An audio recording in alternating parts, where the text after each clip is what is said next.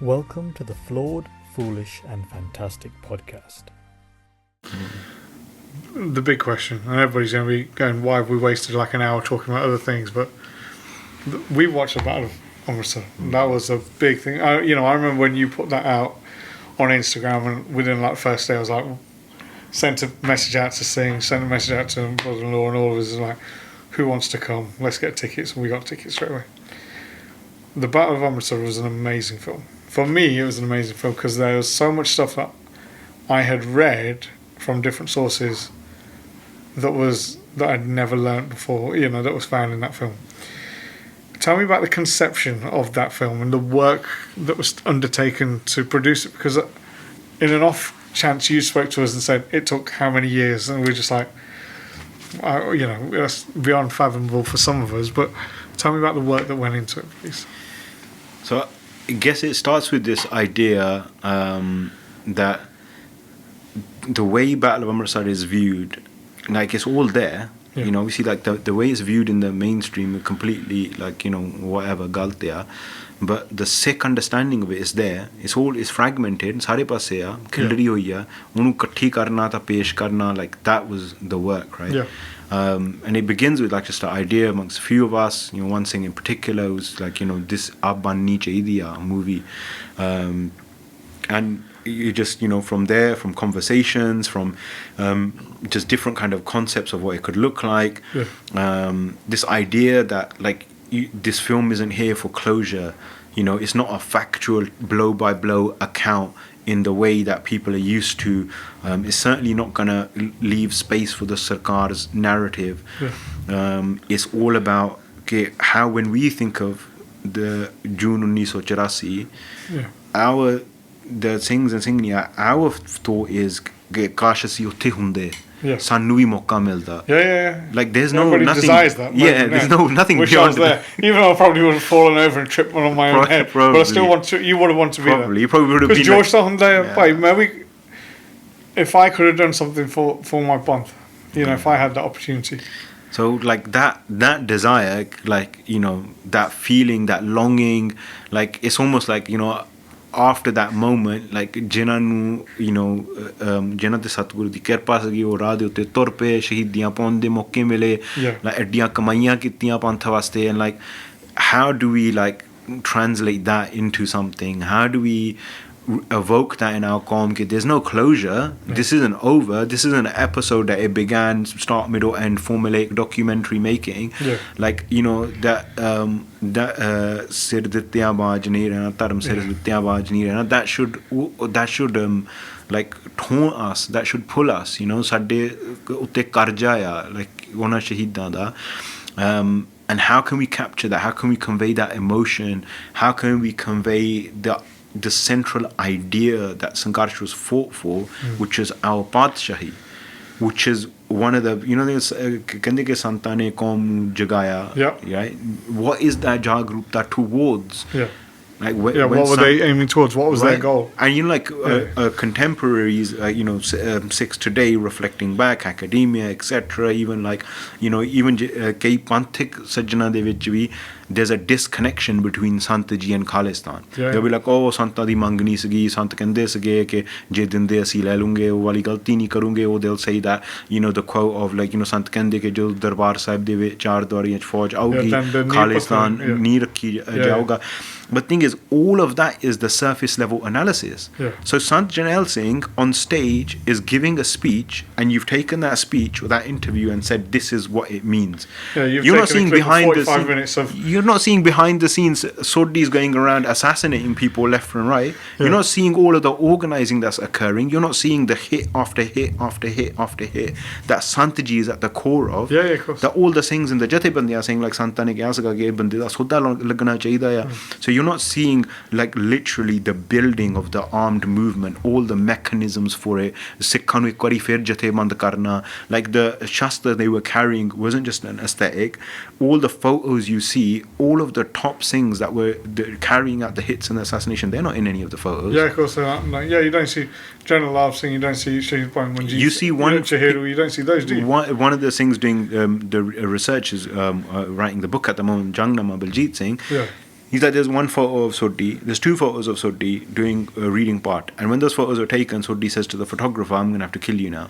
And then he's like, Minu bas Santa ko le jo ek wari. Like, and then he takes him to Santaji, and then Santaji says, you know, like, tell Sodhi, no, don't worry, this guy's okay. Like, he's not a sarkari banda. Yeah. But that's the level that they were moving, because he was actively involved, right? Yeah, and he was doing hits. So, well, you can't have photos out of the people who are doing the work for you. yeah, 100%. And then when Santaji gets arrested, like, so they're basically like, the point is, there's this decontextualization. There's disconnection between Janelle Singh, the armed struggle, Khalistan, like what the battle was being fought over. Yeah. You know, there's some that go to the point, you know, like even some Sikhs, like, you know, let's talk about the Indians, but like even some Sikhs that say Janelle Singh shouldn't have been there, Santaji did a galti, Santaji should have been you know, I see on Instagram every day. Anandpur Sahib, right? Like, there's a certain section that maintains that and says, because one individual they look up to says, you know, like, oh, you know, he wasn't supporting Santaji, and he was, you know, he thought this, and you know, and there's a big disconnect. There's a big disconnect between like the what was actually happening, the mechanics of the movement, the political context, and just a more in-depth analysis. And obviously, this documentary doesn't do that. But that's like the what's underpinning all of this, and then just that desire that we want the Sangat to have that feeling, that emotion, like that the tradition of our Sakhi, ke ena Gursikhan de darshan hone chahiye, like kis jazbe de na lare, like what was their feeling, their emotion. And you see that moment where by Mukhtar Singh breaks down, when he says, and he breaks down, so that quote, he breaks down because ਉਹਦੇ ਹੱਥੋਂ ਸ਼ਹੀਦੀ ਦਾ ਮੌਕਾ ਨਿਕਲ ਜਾਂਦਾ ਹੈ and ਇੰਨਾ ਪ੍ਰੇਮ ਜੁੜਿਆ ਸੀਗਾ ਉਸ ਸਿੰਘਾਂ ਦੇ ਨਾਲ, and he's saying like, you know, I'm saying like, you know, they're saying ਮੁਖੀ ਤੂੰ ਨਹੀਂ ਜਾਣਾ, and he's like, ਹਾਂਜੀ ਮੈਂ ਵੀ ਤੁਹਾਡੇ ਨਾਲ ਹੀ ਜਾਣਾ ਆ, ਬਰਾਤ ਆ ਰਹੀ ਆ, and like that's why like ਉਹ ਹੱਥੋਂ ਨਿਕਲ ਗਿਆ ਮੌਕਾ, and you know, it's just it's, and that's how much pyar and connection he had with those things. And he recounts those moments that he sees, like you know, the tiyari kar rahe a, apne kapde name chole pa rahe a, cha sagana nu, like jujjan da cha saga. It's that's there, but it's the moment you hear that the Singhs come to Sanjana Singh je toshi khana jithe shastra rakhe hoye, and then you can imagine the beer ras in Maharaj, because they say, you know, the puja of the shastras, they say jite asar pe namaskar te, you know, shastra naam and namaskar tam, they talk, they speak that bani, they live that bani, so you can imagine the Josh when Mukhi's saying all those things. He's just like, that's mad. The ardas is happening at that moment where the Shastra Nadi Par ki ura diti jandi. Singhs are standing there firing with the machine guns at the tank while the ardas is happening, those last moments of the Shahidi. So you know, that the documentary kind of emerges out of that desire that, you know, to una de darshan hone chahiye, that the Sikh worldview is presented, that this is seen from an explicitly Sikh point of view, not as the Sikh worldview, or the Sikh centrality to this has always been an afterthought. If it's been there at all, right? Like Sonia Gandhi's like stuff, right? Oh, he was a seminary, he was a preacher, and you know, and all the focus is on what the state was doing, and like it's not, none of the focus is on the Sikh. Like, but it's not even a Sikh point of view. It is it's a point of view. It's the same way you watch Crime Watch.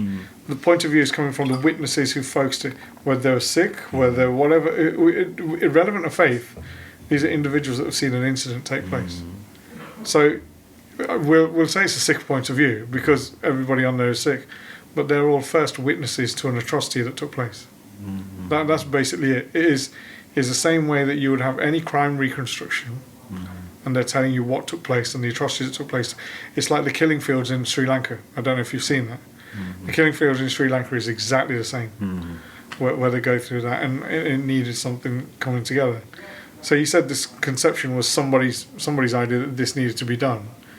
But how does sitting there going, make film, develop into what is personally a film that every Sikh should go and see? Whether it hurts their sentiments or not, whether they agree with it or not.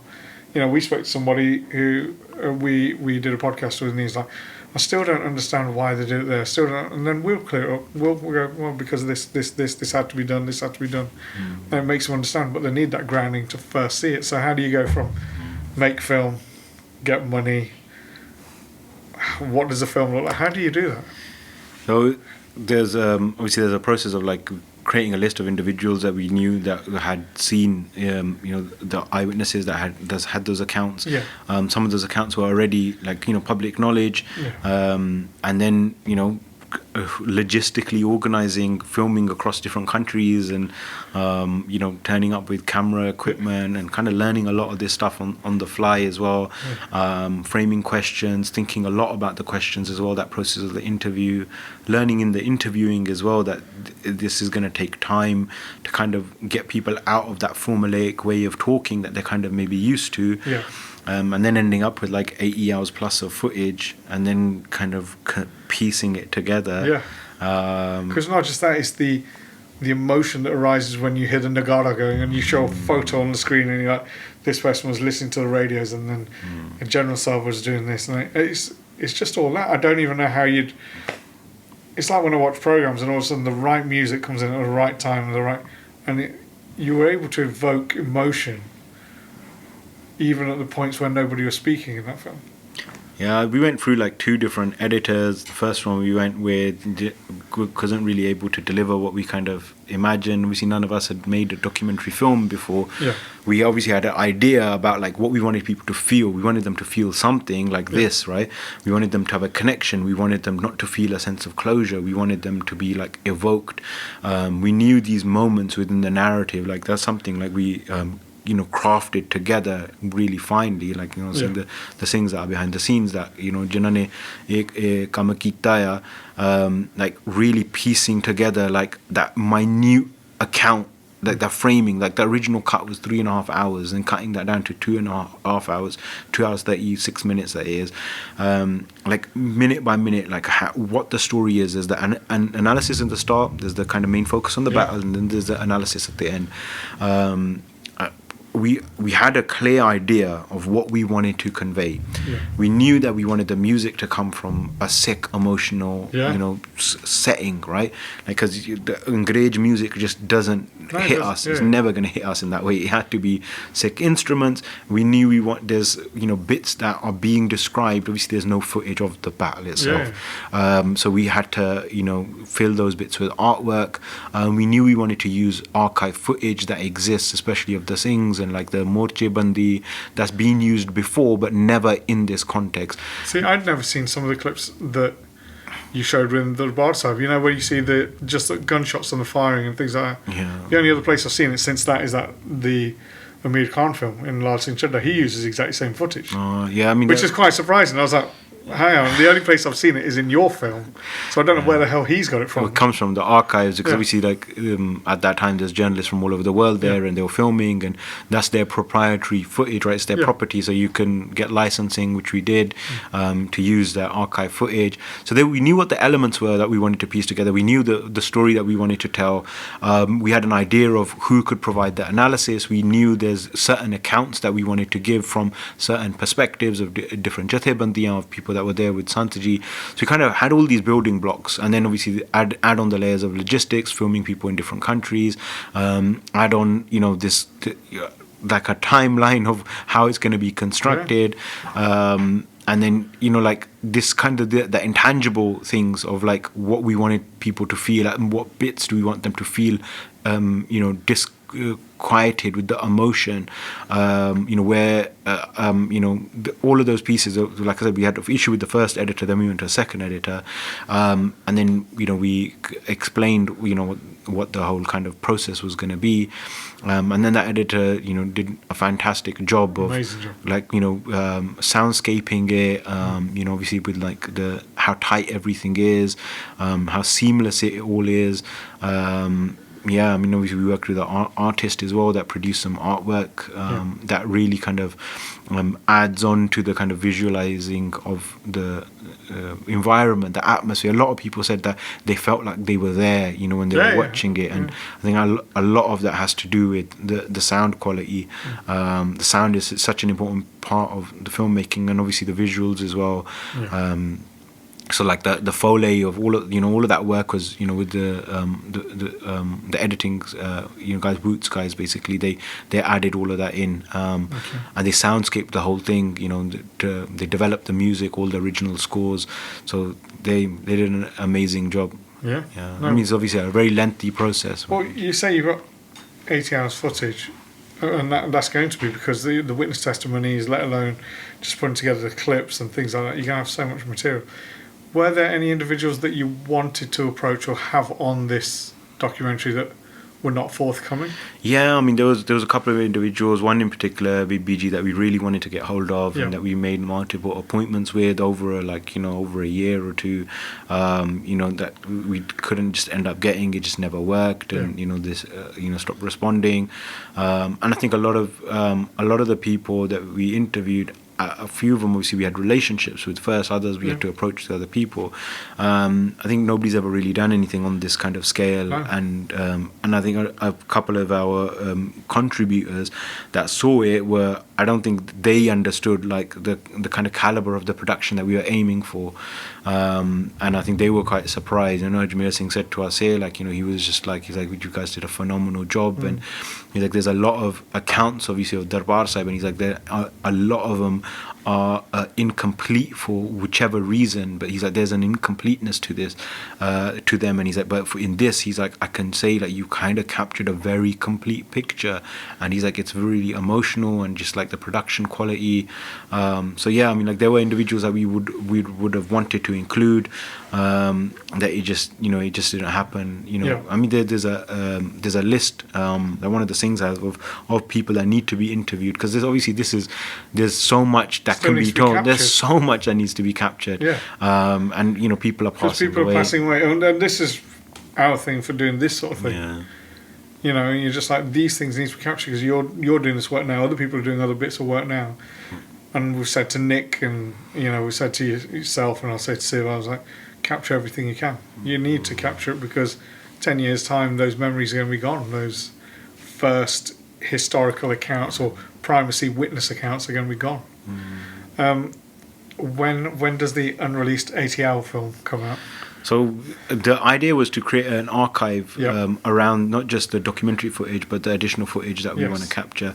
Obviously, that's a massive project in itself, producing that type of archive. Nothing kind of exists at the moment.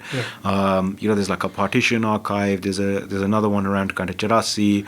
The Jahudiyan diyan bahut hagiyan, like Holocaust type archives. But nothing like that kind of exists for us as a common. And the projects that do kind of emerge, they focus very heavily on Sikh victimization. Like they kind of erase like the whole Sangat aspect, which is obviously a massive injustice. So that the idea is to produce an archive, and to there's so many stories that obviously we couldn't capture. And Kamalpreet Singh doesn't feature in the documentary at all, right? Like there's so many layers to this, and we wanted to kind of focus on that. You didn't. If you look at prior to this, for me, the best documentary on anything 84 related was Bleeding Punjab. Okay, yeah. And Longowal, we know Longowal's story, everybody does. But he does a really good job in that film capturing what happened when he's like, we didn't know anything. There was no alarms. They didn't say, come out. They didn't say this is a warning signal. The first thing we knew was when that Gola hit Galdok, which is exactly what Sukhdev Singh Babar's nephew says. And he's just like, that just correlates what was taking place. And you're just like, even, I know that's nicking footage off other things, but that's quite explosive. Chuck that in and things like that. Obviously, you've done a fantastic job. For me, telling you what to do when we've got two shitty little cameras here is the worst thing ever. But I'm just like, there could be so much footage, like you said.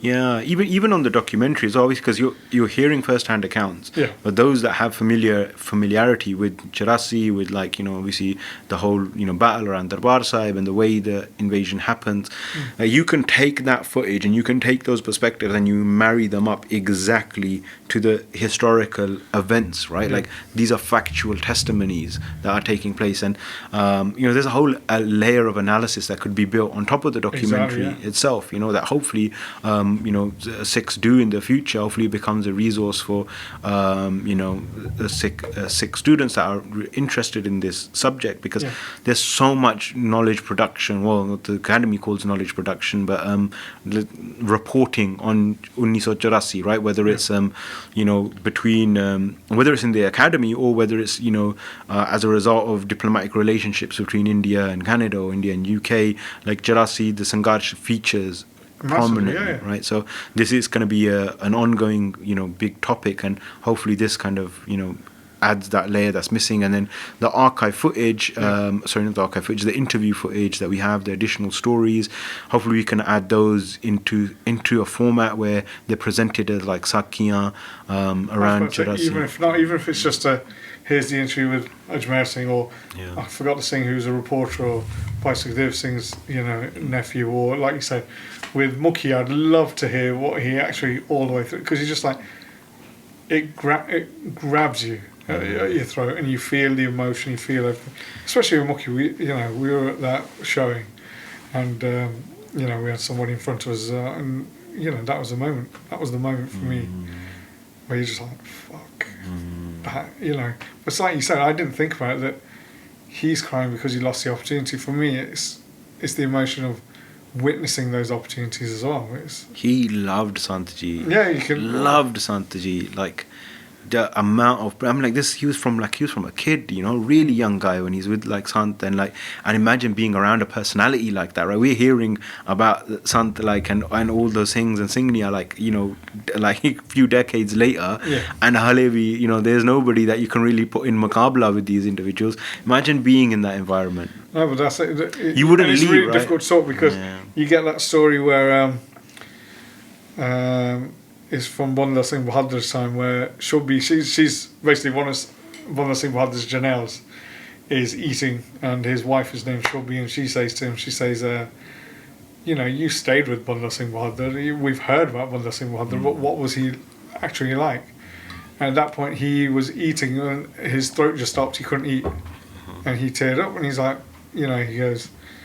she goes, why are you crying? I've just asked you a question, and koi dil dikhandi koi gal nahi. He said, and he says, Shobhi, you don't understand. He goes, basically, we asked that same question to Banda Singh Bahadur. We said, you stayed with Maharaj, everything, And they said, how is it that, what was it like? And they said, Banda Singh Bahadur basically for 8 Beher, 24 hours, just couldn't stop crying. Right. And he goes, and that's the feeling I've now had when you've asked me about Banda Singh Bahadur. And I got that straight from when Mukhi's talking about what's happening. Because he's just like, how are you supposed to talk about that? Because that's the prem, the emotion, the attachment with that individual. And all of a sudden you're trying to go, this was my opportunity and this is what happened. I asked Mukhi off camera when he's crying, and I was like, "Waisa tanu yaad bahut hondi Singha di," and he just overwhelmed. He's like, "Bahut yaad hondi hai," and obviously ਸਾਡੀ ਆਪਸ ਦੀ ਲਾਲਚ ਹੈ, ਜਿੰਨੇ ਵੀ ਸਿੰਘ ਆ ਅਸੀਂ ਵੀ ਬਹੁਤ ਪ੍ਰੇਮ ਕਰਦੇ ਨਾ ਸਿੰਘਾਂ ਨੂੰ, but I can't imagine being around these individuals, how much that pull must be for him. I think he described it like the Maharaji talks about there's a shabad that he spoke about the gambler who loses everything, and he's he kind of related it to how he felt. He's like, that's how I feel, like an addict that you just lost everything now. I can't imagine what that must feel like, just to be there and then be in a village in America somewhere, having seen that, and then not being listened to as well. Yeah, exactly. A lot of people for years went, not being this listened isn't to. real. What you're saying is wrong. Sanji is still being in, whatever. Being mocked. They were openly mocked for years and years and years. And I think that's terrible. And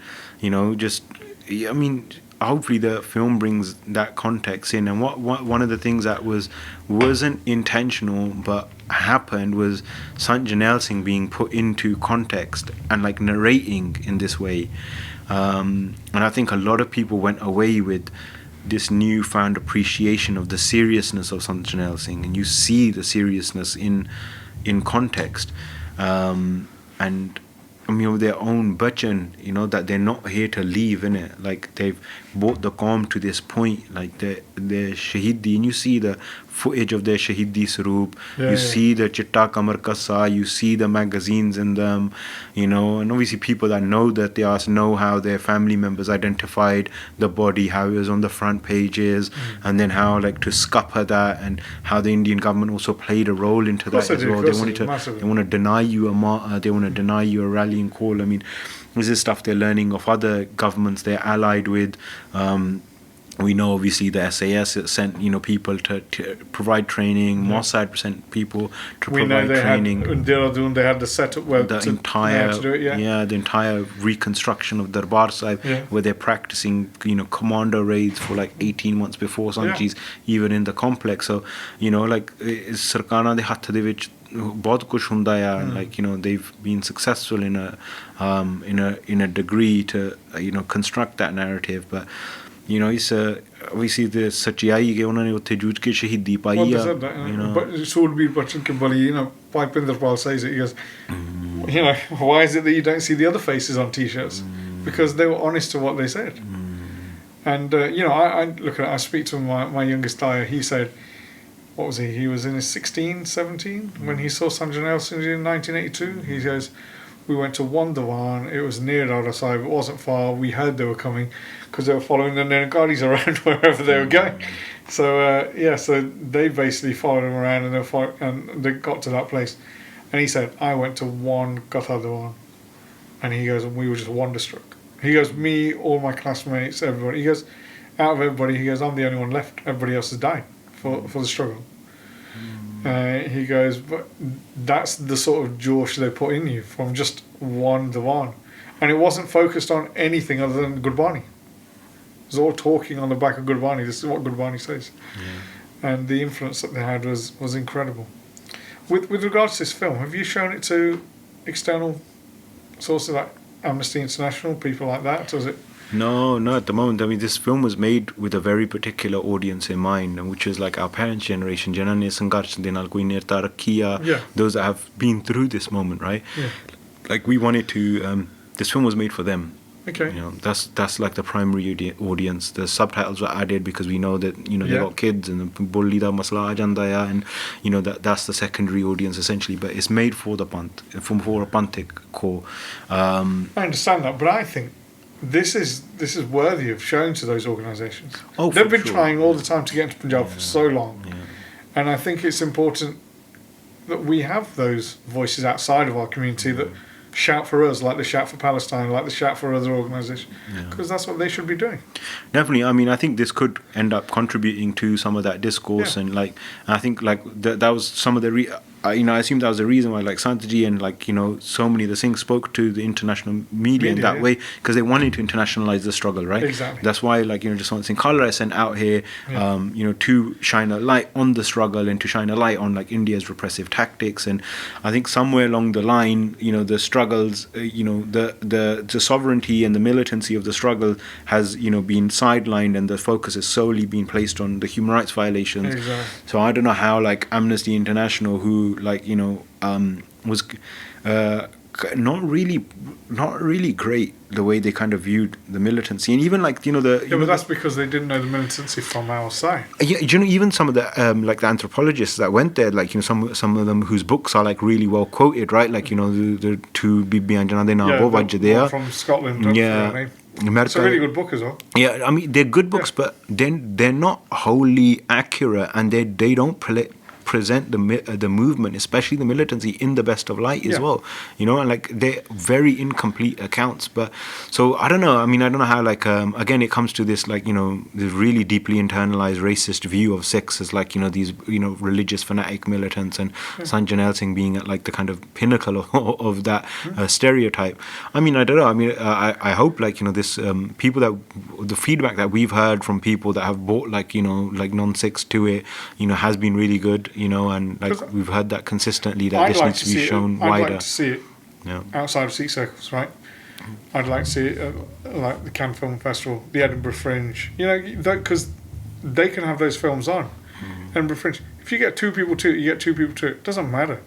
But, you know, organisations like Amnesty International and things like that who are fighting for cause, whether they like the militancy or not, it's not about the militancy. It's about understanding this is our struggle. this is what happened, and then the cause and knock-on effect is the oppressive state of Operation Woodrow's. You know, we've got Black Thunder, we've got all sorts of other things that took place afterwards that they're trying to intervene in. Well, you need to know how it starts. Yeah, but you know, this is like an ongoing kind of challenge, you know, and this is something that, you know, when NSYF started, is something that we wanted to address, is how the armed struggle is constantly sidelined, and its politics are sidelined. Like the reason why human rights violations occur, why genocide occurs against the Sikhs, because it was the government's counter-insurgency strategy. They wanted to collectively punish the people of Punjab the same way like Israel punishes the people of Palestine. They want to torture the populace, right? Like we were talking about earlier, when, you know, the police, they go into villages and they carry out their raids and they torture people, they taunt them afterwards. They're like, "Hun kitte tera pindrawala, hun banala Khalistan," these types of taunts, right? Because it was about collective humiliation. It was about psychologically inflicting wounds on the subjugate people. Our community completely. Because you know what, the best thing is, I like the. Have you seen the reactions to your? Oh, I've sent you one, didn't I? Where you get like this Pakistan community in Pakistan who watch a trailer. Yeah. So I sent you that, and I was like, "Fucking look at this!" But there's loads of them, and they watch the Battle of Amritsar. Before you know it, they're watching the speeches. Before you know, and they even say it. They say, you know, Sikhs or Muslims say the Punjabi way of life. You cannot subjugate us, because even us as Pakistani Punjabis, the rest of Pakistan try to take us down. It ain't going to happen, and it's just something within. I don't know, our corn, our nature, our crack, I don't know what it is. But it's that sort of thing. For me, I liked that thing about your film. But, you know, for me, I think it should go out to bigger audiences. But seeing the Pakistani community watching the trailers going, what's this, what's this, what's this? And then leading on to them watching all the speeches, then watching stuff to do with Bittu's interviews and things like that that's happening now. And they're all addressing it and they're watching it going, this is what happened. We didn't know all this. Yeah. I mean, if we can get this to like, I mean, the UK, I think about 7,000 people have seen it when we did our numbers. Yeah. Which is, you know, not insignificant, but still, you know, there's like, what, 600,000 plus Sikhs here. Yeah. So, you know, we want to get it, like our first priority is to get it into like the wider Sikh community as much as possible, not just here, but Australia, like North America. I mean, like, there's 25 million Sikhs. Obviously, like Punjab as well, if you can get it there, you know, that would be really good as well. So we kind of like want to phase out the distribution. And the way this film is made as well, I mean, I don't think, I think it's going to be around for a while because of just the quality of the production, but also the narrative as well. You know, like, I mean, if you had a bigger budget or a bigger, you know, kind of production team, I'm sure you could make a quote unquote better film, but the narrative isn't something that anybody could reproduce, I don't think. No, I don't even think there can be a better film. Like I said, I thought Bleeding Punjab was the best narrative on this until I saw this. So I, you know, somebody can try, and all the better for somebody trying, but I don't think you can. You know, the thing is, we're locked in this struggle of the Indian state, like. Not just, obviously they've tried this policy of you know, assimilation and annihilation, and now like they've set those very clear boundaries where now they're using, you know, their laws to criminalize all of our resistance. But socially they're competing for the attention constantly of the Sikh community, and we're going to see more inroads being made by like Bollywood into, like, you know, there's one that's coming out on Just Once in Color. I saw you talking about that. They're going to do another one. I didn't realise he's doing that in Hindi. Of course. So he did the speech in Hindi when Diljit. Of course, yeah. Who is it? Diljit Dosanjh. At Safu in Gurdwara, and you know, and then using our space. And the thing is, like, this mentality of, you know, that, you know, it's a good thing that it takes our struggle to a wider audience. But who's going to see that? Mother tongue, and then put your subtitles on. Yeah, but who's going to see that film? Largely, like the same way with Lal Singh Chaddha, performed really poorly in India domestically, but internationally performed really well. And it performed really well internationally because a whole bunch of Punjabis went to see that film because they marketed it with the Singh. I downloaded it. Yeah, that's really good. I'm glad you did. But like, honestly, they're very clever at marketing, because, you know, things, our diaspora is a very, very powerful diaspora. One of the most powerful diasporas in the world, but we haven't been able to mobilize in that way. The last time the diaspora was mobilized, a 10-year-long armed conflict was fought with the Indian state. Exactly. So if the diaspora can be mobilized, if we can be taken outside of this trap of model minority representational Indian nationalist kind of politics, if it can be refocused, the energy towards Guru and Panth, and that understanding of sovereignty can develop, then fir ta dharti hillugi ek wari. Of course it will. Of course it will. No, that's absolutely great. I know we've talked about, you've mentioned some of the sources used for the film, and you've mentioned some of the sources you were unable to get. Did you end up, were there any secondary sources such as like online stuff, papers? I know you've used majority primary sources in there, but were there any journalists willing to come forward with their archives and go, here, have this? Was there anything like that? No. The thing is, with Charasi, like our, like obviously with NSYF and all the other Naujawan that have been involved in the project, like all of us have been really deeply affected by Charasi and the Khalistan Centre, and it's been part of our psyche. It's your psyche, for a very long time. So this research, even though the film took 6 years, but it's been a product of so many years of so many Naujawans, like existence of revolving around the movement and its ityas. So all that information, that research is the groundwork for that had been laid long before the film. So this is things like that people would have collected for years and years. For years, those materials are available, and that informed the perspective that that was held amongst the Naujawan that came out in the form of the film. Obviously, Jaspal Singh Sandhu, the Patrakar that's there with really Brahma Chelni.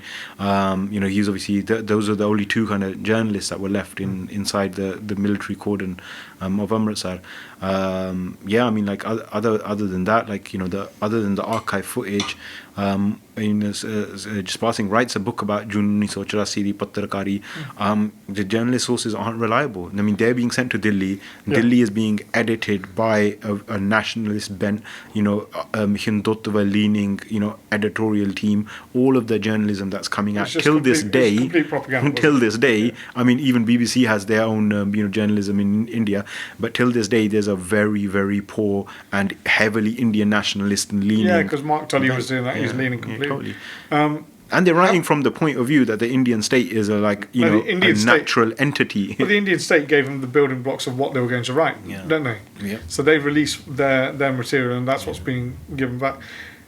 Since the documentary, have you had other people come forward going, I can add to this, I can give you bits, I was there, or I know somebody that was there, here's this contact. Yeah, like I'm saying, one of the key Naujawans, he's got a list of individuals. So Sanu Pataya, who we want to speak to.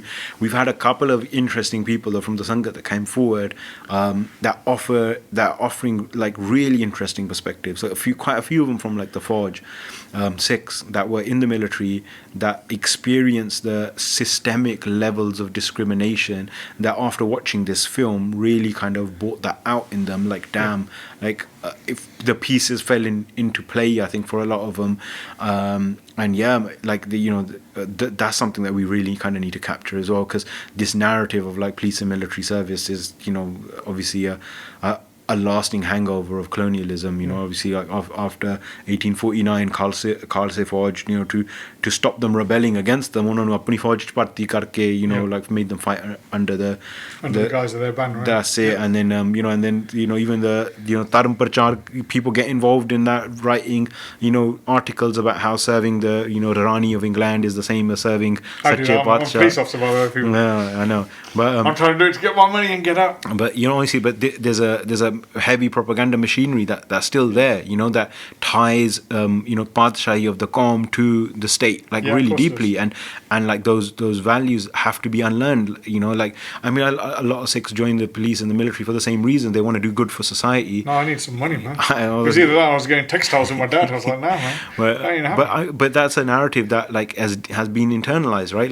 You can serve Samaj di seva kar sakde hain, and they see it as a good thing, and that the structural analysis of how these entities emerge and the violence they perpetuate, that's missing from Sikh public discourse, which is a really important thing. But hopefully some of these conversations with Sikhs in the military, because obviously Janelle Singh manages to pull in quite a few important military figures, and then there's Prachar that's happening simultaneously, where they're organizing seminars for retired and Faujis and their children that are in the Fauj, because it becomes it becomes a hereditary kind of profession, right? Because of the caste system. So but yeah, like they organize these seminars, and they're essentially trying to radicalize, like, military personnel, and like bring them in towards the movement, and make them realize, the conditions of Gulami of the Qawm.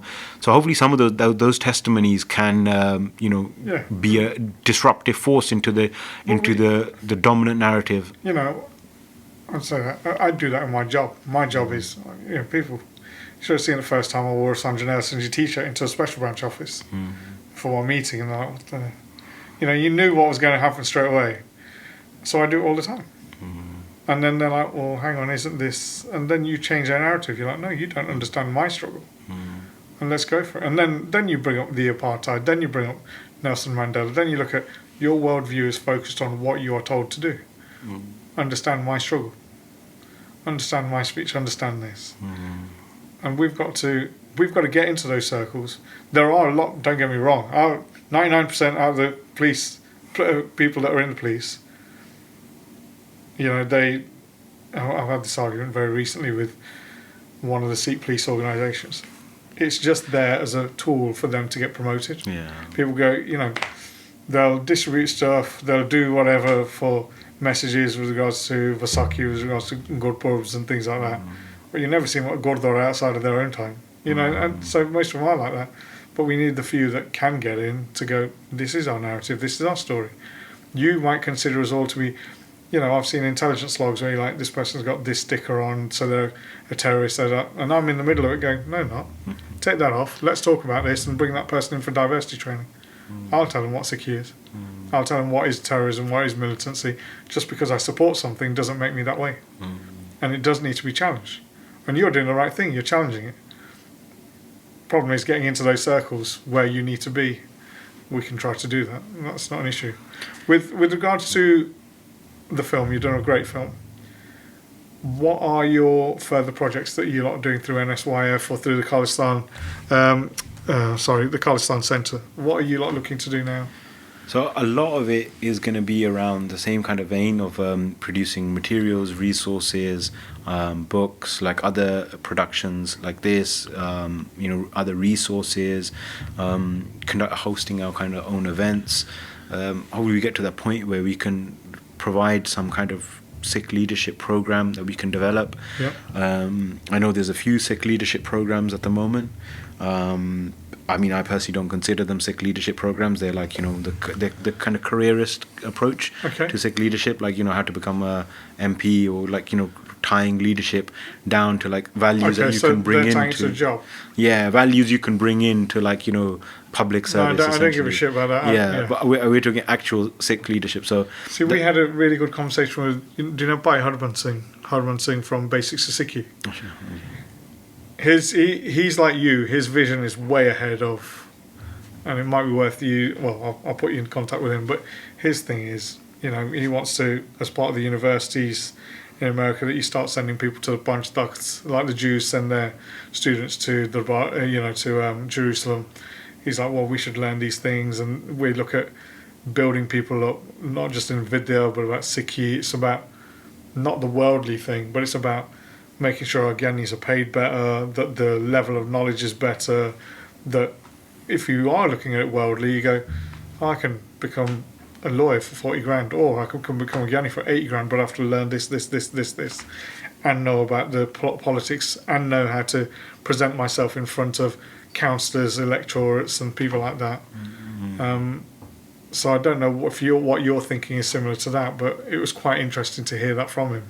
Yeah, we definitely need to develop a theatre of the amongst the Naujuan that's Gurmat orientated, that understands the Sangarsh, that's building towards liberation. Yeah. I think a lot of the times, in these discourses, the piece that's missing, and it's a disconnect that exists, right? We trace it to like the 18th century to 1947, but there's that disconnect between like the kind of the spiritual side and the military soldier side, right? Or the the Bhagati side and the Shakti side. Yeah. There's this disconnect, and sometimes you see it kind of emerging as a I don't know, like aesthetic is a bit of a harsh word, but more of a a kind of ideological discourse that's not really rooted in reality, that we don't need Raj in this dharti because we are Raje, because we have Raj, and like we're the rulers of all of creation. But then you got to travel on a passport that's issued to you by exactly by the British government. Yeah. And then when you take Badala for Your when you're taking Badala for Biadbi in India, where apparently you have Azadi, going to prison because the courts of the land have ruled that as an act of that's a crime. Oh, just like you're getting paid. You're getting paid in that money. You're getting paid in the money. Yeah, exactly. So there's so many. You're living off everything. Right. Yeah. So we've only been living in these conditions for a short amount of time before that Pant Azad Saga, but all of our institutions have been systematically demolished. This is why the Granthi is mocked in this way, or the Granthi as a position has been destabilized in this way as a result of this process.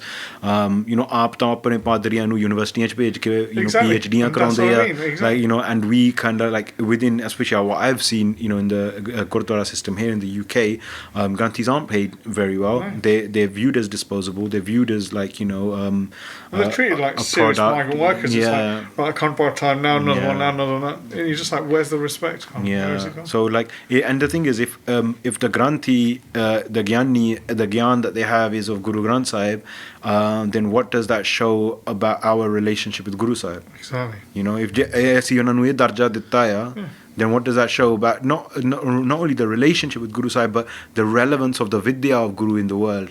Okay, that's to fulfill this religious role. But baki duniya de vich the real thing is paisa pusa and all the rest of it. So there's a lot of violence. But yeah, so the type of work that we want to do is kind of like addressing this, developing resources, developing the space as well for these types of conversations to take place, developing the center into an actual kender where this type of conversation can happen, and what the role of the center can be towards reviving the Sikh radical tradition, where we're looking at things from our perspective, from an Azad perspective. Have you read the Azadist manifesto? No, not yet. I mean, I've skimmed through bits of it. I've looked at like the influences and the influences of money, the way it works, the taxes. Yeah, and I mean, it's like essentially like neoliberalism and like what's that other framework? The Engrage one. Socialist. No, it's not. It's not socialist. I was about to say it talks about money and all sorts. It's capitalist. It's a certain type of like what you see in the West. I forgot what it's called. There's a word for it, but it's that type of politics basically. And like you got Jordan Peterson. I mean, this is it's a lot of today a lot of the discourse among Sikhs, especially in North America, is dominated by like these types of like pseudo kind of people like right leaning kind of. What was it on about? We were on about where they're on about getting rid of the golden sing because it genderizes individuals. Like, what the hell is going on? I mean, like, the other thing is the Sikhs have their own conception of a lot of things, right? And in this world, there isn't space for Sikh conceptualizations. They're confined to the category of religion. But one thing I really respect about the Azadism manifesto is the amount of effort that's gone into producing it. I mean, it looks aesthetically really brilliant. It's something that can definitely be built on. But it's good, and it's backed up by Gurbani quotes. I think a lot of what I've seen, the Gurbani quotes have been like taken out of context, and again, this happens a lot where from the position of modernity, Sikhi is dissected to then fit into and align with modernity, whereas we should be looking from Sikhi and dissecting the world, right? Because a hukum is drishti, it's a way of understanding the world, and that has to leave space for Guru Sahib's kirpa and their bakshish as well. So the position from which we're analysing is really important.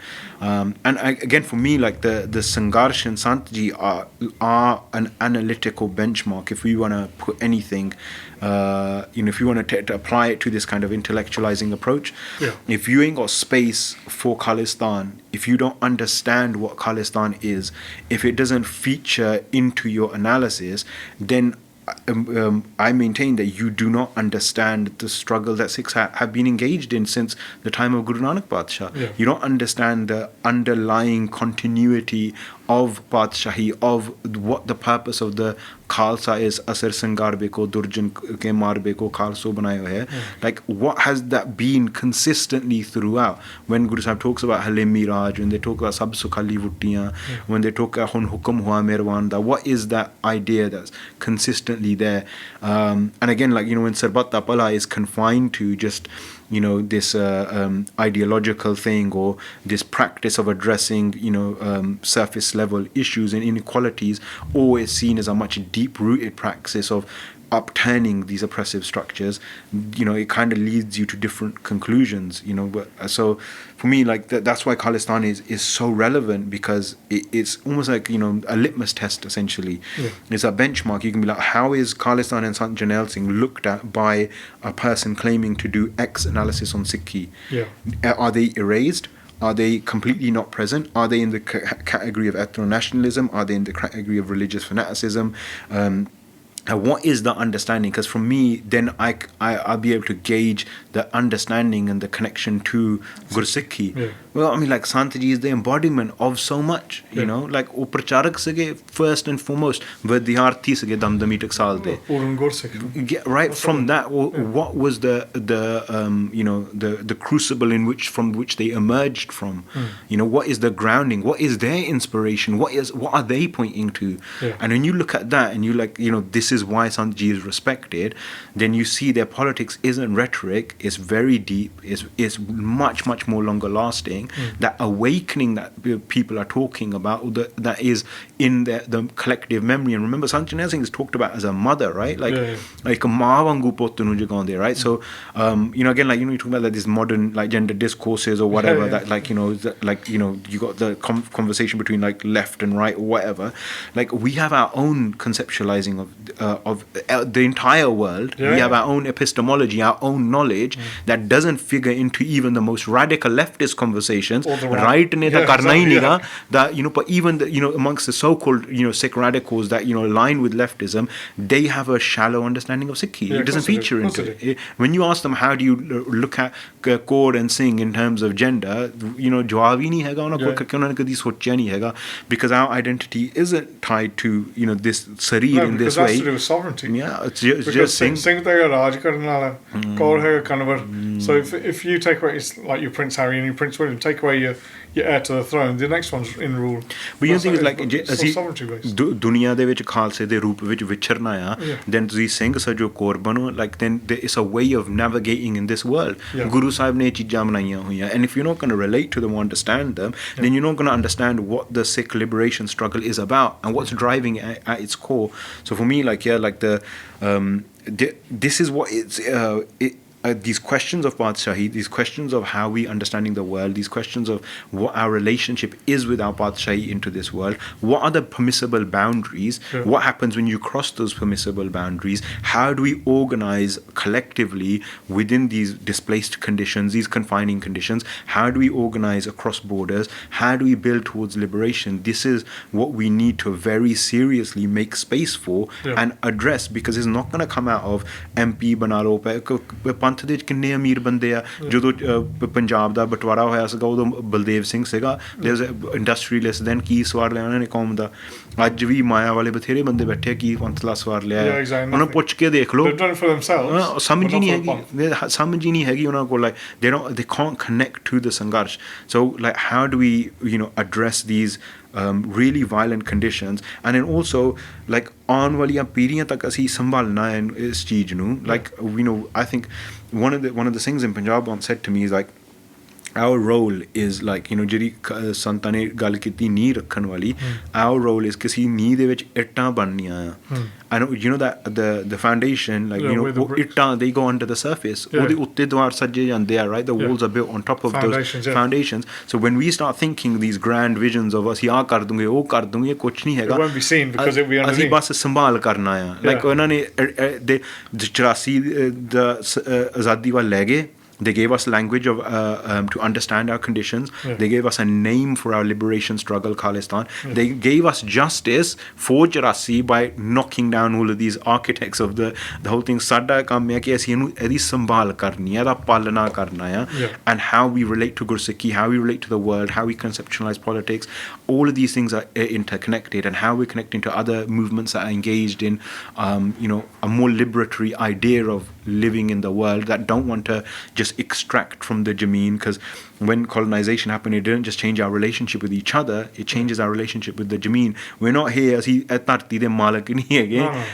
here to live in Sanj, not just with each other, but also with the Vatavaran, the environment. Harek Srishti di Palana de vich ta odi rakhya de vich sada farj asi, how are we going to fulfill that duty, right? Yeah. How are we going to coexist with each other? How are we going to build a more Mata Tart Mahat relationship with the Tarti that isn't based on extracting and polluting and dominating and exploiting, and realizing कि इन्हां फरंगियां दे नाल पश्चिम दे सिद्धांतां दे नाल साडा कोई mail नहीं हैगा, पर साडी किसी दुनिया दे साडी दुनिया दे किसी भी तिर दे नाल मेल नहीं हैगा. अल्टीमेटली पुरान कुरान ने कि हमत एक ना मानियो. सो वी ਅਸੀਂ ਕਿਸੇ ਦਿਨ ਵਿੱਚੋਂ ਨਾ ਨਿਕਲੇ ਆ, ਨਾ ਅਸੀਂ ਕਿਸੇ ਦੇ ਨਾਲ ਅਸੀਂ ਮੇਲ ਖਾ ਸਕਦੇ ਆ. There's a vallakhaness to the panth, right? So how do we bring that back into our consciousness? And ਜਦੋਂ ਇੱਕ ਵਾਰੀ that those sparks start igniting, then फिर संघर्ष पैदा हो गई, like hopefully we can walk on that path together, that established path ਜਿਹੜਾ ਸ਼ਹੀਦਾਂ ਨੇ ਮਾਰਗ ਰੱਖਿਆ ਹੋਇਆ. Walking on that is a blessing alone, so hopefully we can continue to walk on it. Yeah, no, that's wicked. Right, the big thing is obviously you've talked about further projects, you talked about a couple of books and resources, events and things like that. Obviously this leadership program, which has unfortunately steered you a bit off. How can the Sangat assist you with all this? Because you lot can't do this alone, and there is always going to be a need for either Maya or assistance or Seva others, but how can we help? 100%. So just before I come to that, so we've got two upcoming books at the moment that are coming out. One is going to be on Santaji, and another one is going to be on the movement itself, like taking a really in-depth analysis. His working title at the moment is Jangnama, but it's going to there's an Instagram page on it as well, and we're going to look at the Sangarsh in a lot of detail. But yeah, I mean, in terms of assistance, one of the things that we always say most importantly is connect with the work that we're doing. That's like one of the biggest things, like Maya chalo sara kuch hega ya, odi lord vi pendi a, or Guru Sahib ne de vi deni a, but connecting with the resources that they're made for a reason, like all the resources on Khalistan.org. There's 3 publications on there at the moment. The first one is called Who Speaks for Khalistan. It's a 16,000 word document with like references written to a very high academic standard that talks about why Khalistan is demonized, why it's confined, why that narrative of terrorism and radicalism finds so much space in the media, these common myths against Khalistan, or like the militants committed excesses as well, and that nobody supports Khalistan, that it's a project of Pakistan, all this kind of stuff, right? I mean, that's dissected thoroughly. And that's that's an analytical tool for a generation of Naujawan. The second publication, Jang Hind Punjab, to look at this emergent farmers protest, right? Yes. So people think that there's a victory now because they won, the laws are repealed, but Punjab's agriculture has been at a crisis point for decades. Decimated, completely decimated. The Punjab's natural water is going to be depleted. Its water table. They do rice, do things like that. Those are for paddy fields. Those are for like Bangladesh where the water's high. Foreign crops, that aren't indigenous to Punjab, the monocrop agriculture, the draining of the natural water, the pollution of the groundwater. I mean, there's a recent case of like Marlboro is pumping raw alcohol into the ground, and some farmers dug a well and pure shrubs coming out of it because they've been polluting the ground. Like, don't tell people, you get all the snobbies there today, man. No, the way the Indian state has the way the Indian state has made its infrastructure is more ticky in Punjab than anywhere else, right? And the same thing they did to Kale in America, like opening sharab, they take care everywhere. Like same thing they do to alcohol shops. Mool Nivasi lok, right? Una de bacche ka to nashiyan te lagde. But aside from that, so like that Jang Hind Punjab document provides an analytical framework of looking at the farmers' protests, looking at the larger struggle of why these struggles keep emerging, what the Sikh connection between the farmers' struggle is, and how the Sikh movement actually goes far beyond the farmers' protest, because the farmers' protest became a moment where a lot of, especially in the diaspora, people that hadn't seen Punjab in any other way than like a faraway touristy place actually started feeling a connection with that land, right? A lot of songs were coming out, you know, this kind of almost like a new generation felt like kind of connected to a struggle. Yes. But like that, hopefully by reading that, people realize that that struggle is still ongoing. That's Jang Hind Punjab, isn't That's Jang Hind Punjab. And then there's a Battle of Amritsar publication which we distributed along with the documentary that provides context on June 1984. There's a whole wealth of other resources on nsyf.org, so many articles that have been written, but yeah, just connecting with you know, the material that we're producing. There's a whole bunch of stuff on Pant Punjab project as well. There's you know, the YouTube channels. We're trying to provide like as much analysis as we can, which isn't really kind of happening at the moment. So there's a big gap in that analysis, so that's the biggest thing to support us. And again, like on our social media pages aren't going to be there for long. Yeah, because I've seen it, especially even with the film. It went down, came back up, changed name down. And we went down. We had to like, you know, people that worked for those companies reached out to us and worked behind the scenes quite hard to get those pages back. So, so we're subject to censorship a lot. You know, like shadow banning. Even the centre's pages are restricted in so many different territories. NSYF, all of our website, our social media, all restricted in India.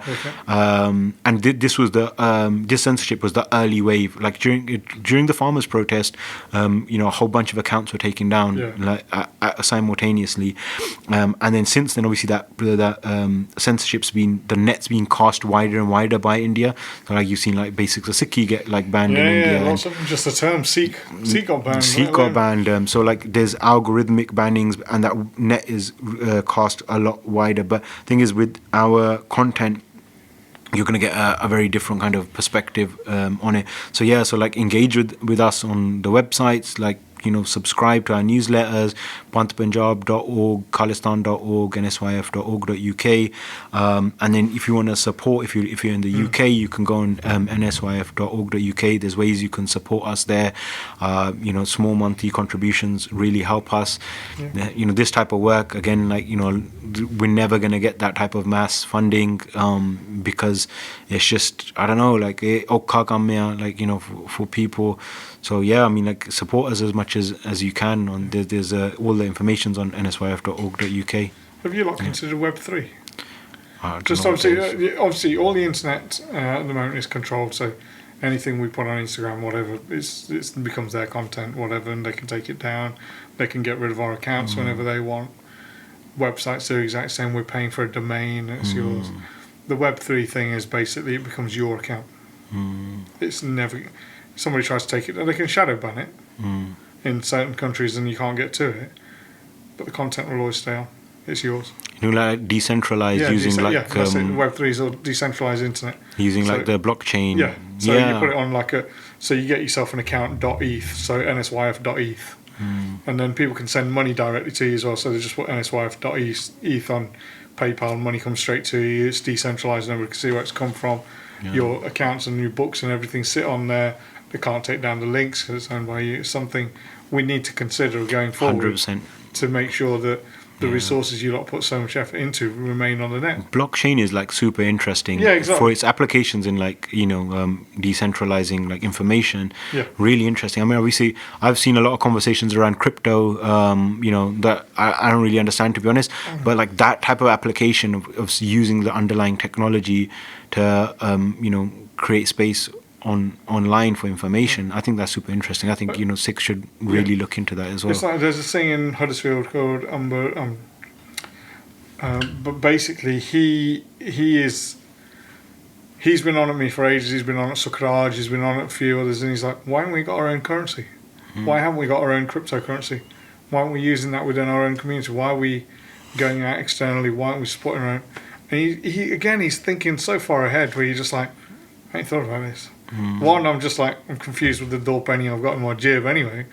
But he's thinking well ahead. He's like, well, yeah, we talk about Azaz. We want our own sovereignty. We should have our own crypto coin. We should have our own coin. We should be, you know, producing that and using it as a method of trust to pay each other for things. You know, honestly, I think we need to go way beyond like the cryptocurrency conversation. Like, I think, you know, when we first came into this country, there was like 6-7 people living in a house, right? Yeah. Together. And then, you know, the more and more so-called settled they got, you know, those 6-7 people became one family of, you know, of a married couple per house, right? I think we need to start really seriously thinking. There's a few 100,000 of us in the UK. We need to go buy land. We need to get like families moving together where we become self-sufficient, self-reliant. Like, haram sada kar dena ya. No, but you can, can't you? You could, Yeah, you could do 100%. like, say whatever. If you've seen Wild Wild Country where Osho makes his place in Yeah, Oregon. I saw that, yeah. Apart from that crazy woman who... Hankar marya, hankar marta ਉਹਨਾਂ ਨੂੰ, Exactly, but what I'm yeah. saying is, but you could do that. You could start your own commune. It's always You the could have cults those that go things. out on the mad ones with the It's such communes. a wicked show, though. Yeah, it is. It's so good. And You know, then- honestly, like the Yogi Bhajan lot did the same thing as well in Yeah, New yeah. Mexico. So yeah, you know, like and I think like the Gore like it a bit more because that commune hippie thing is like a bit more like, you know, understandable to them. But you know, for us, I mean, we were living like this long before, you know, the Gore started appropriating the communal living. You know, Exactly. Deg Fateh has been there from day. So I think we need to really think about like individualism and materialism and really start like pooling resources together. There's enough of everything to go around. We can take care of each other. We've been taking care of each other better for longer than we have been living in these conditions as Galam, where we personally might have more, but like Sadiqom is fractured. So how do we address that? How do we do that healing? How do we make space for each other? You know, Neta, you know, what you're gonna do here is like, you know, come karke, you know, mar jana hai, and then that's gonna be it, right? And then, you know, you get that dynamic when people get old and they start, you know, doing bhakti because, you know, death is approaching. Because they've got nothing else to do. Yeah, that's it. But yeah, honestly, I think collectivism is like the way forward. You know, we got to like start like, you know, living together and pooling resources as a community. To start having serious conversations. It's going to take time to change it, because I think that individualism is like is so deeply ingrained within us. Yeah. I mean, it's taken like 70 years, but like we've deeply bought into it. Yeah. That's fine. So just for a close up, does, you know, when we're talking about your different sources for the film, I know I'm going back to something. Have you seen that? I'm trying to think of who it is. Basically, Darbar Sahib, there's a good Sikh Bibi who does the job. She sweeps the Parikrama. And there's an interview, I'll send it you afterwards, where she talks about 84. She's like, my husband stayed with Sanjana, and he's in all the videos. And my sons were on the water tower, which collapsed. And one of my other sons was the one that was jumping from roof to roof, which is all mentioned within your... It would be brilliant for somebody to go and speak to her. She does like a short interview about her life and how she ended up in jail, and she lives at the Darbar Sahib now. Yeah, but honestly, we've got I know you've got Sewardars everywhere. I'm just we've got a list. The hardest thing is filming ourselves going to film in India. I know. Well, you can't. You're banned. We can't get visas, and the other thing is like, you know, filming in India is really difficult. Of course it is. You know, even if you can get a visa and you turn up with a bunch of cameras, like you got to fill out special forms. And it's the same as China, isn't it? Yeah, same as China's control. It's difficult, but yeah, I mean, honestly, there's a lot of people that need to be filmed. I mean, before we obviously made this film, we looked at all of the existing documentaries and, you know, that, but this is stuff that we had been doing for a while. Looking at all the resources around Charasi. There's a lot of things that need to be interviewed, a lot of families. It's a huge task. I think at some point we try to work it out and, like, you know, figure the logistics out. We realized it would take us like 10 years just to go and like film everything. Of course it would. Yeah. We know how hard it is doing this week in, week out, and just going to the UK, let alone primary witnesses to something like that. They're going to be scattered everywhere, so you will. And each interview will take you, like, you know, we found a minimum of 3 days you need. It's not that, it's getting them in the right state to talk about it as well. Yeah, it takes a while. Honestly, it takes a while. Just a quick thing. I know you've plugged a couple of websites, but can you plug your social media details as if whatever you want to share? Obviously, there's going to be some accounts you don't want to share. For people who are interested in this sort of thing and do want to come aboard and know what more the NSYF are doing or the Khalistan Centre are doing, obviously you'll have to figure out which one's an Indian town and which one's not. That's the only problem. Honestly, I don't use social media that much anymore. I use my Twitter, which is anantapur.exile. But yeah, I'm kind of trying to change the way I use social media. I just find it a bit too draining these days. That's it. It is emotionally draining. Yeah, it's a bit too much. That's fine. Look, just you know, with regards to Flawed and Foolish here, I just want to say thank you. I really do. You got yourself, and it's like somebody else sent me a message because they come and see your film. He's like, and there's a picture of yourself right at the front. As you do a talk afterwards and a talk after, and there's a film. And he just sent me a message. He goes, I'm a fanboy. And I was like, Right. yeah, that's the same as us. Because, you know, Right. you became, for us, the face of this film because you were there. I know there's other people involved. I know there's Baljeet Singh and other people involved who have done a lot of hard work. But for us, you've reignited something that was dormant for some time. And I hope that those people who haven't seen the film go and see it. And even if those people hate everything about 84, still go and see it.